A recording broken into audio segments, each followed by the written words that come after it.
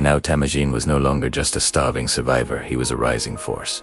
But even the greatest storms begin with thunderous friendships and tragic betrayals. One of the most important names in this chapter is Jamuka Temujin's blood brother. Sworn in childhood to be his closest ally, together they had ridden through the steppes, hunted, and dreamed of ruling a united Mongol world. But dreams often change when power becomes real. Temujin had started building something different, something radical. He believed power should be earned, not inherited. His vision was revolutionary.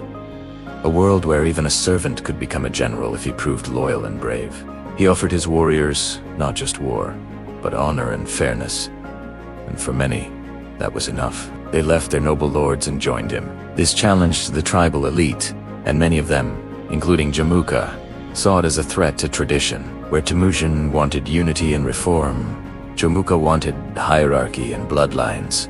Their friendship cracked, then shattered.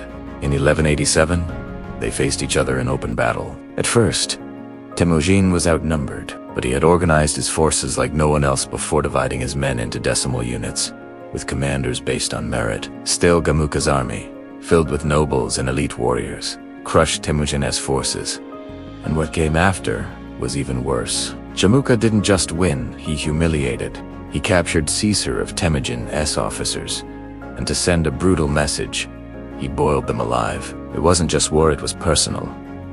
But defeated didn't break.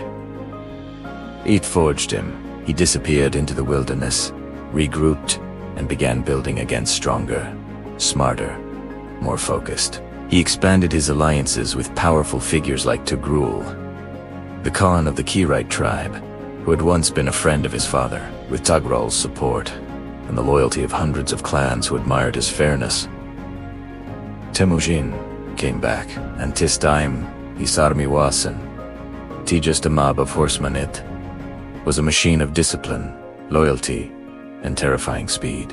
In 1201, the second clash between Temujin and Jamuka shook the steppes again. This time, Temujin's forces were superior not just in size, but in structure. They moved like wind, struck like thunder.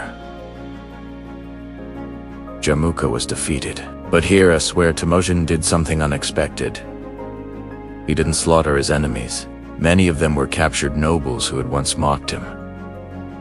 But instead of boiling them alive, he spared them. Why? Because he was no longer a rebel. He was becoming a ruler. Mercy, when used wisely, was more powerful than fear. But Jamuka wasn't done. He ran, gathered new followers, and even tried to have Temujin assassinated. In 1206, when he was finally captured, he asked for a noble death execution, without torture. Agreed, the man who had once been his brother, then his greatest rival, was buried with respect. That's how you know Temujin was no longer fighting for revenge. He was now fighting for destiny. Temujin's army had become a united Mongol force, loyal, fast, brutal, but fair.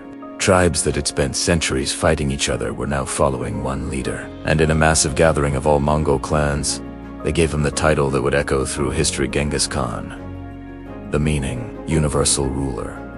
He had taken betrayal, loss, and humiliation and turned it into unity. He had buried his brother and inherited the destiny of a nation, but he was far from finished. This story is still ongoing, and the next part will be up on this channel soon. So don't forget to like, share, and subscribe.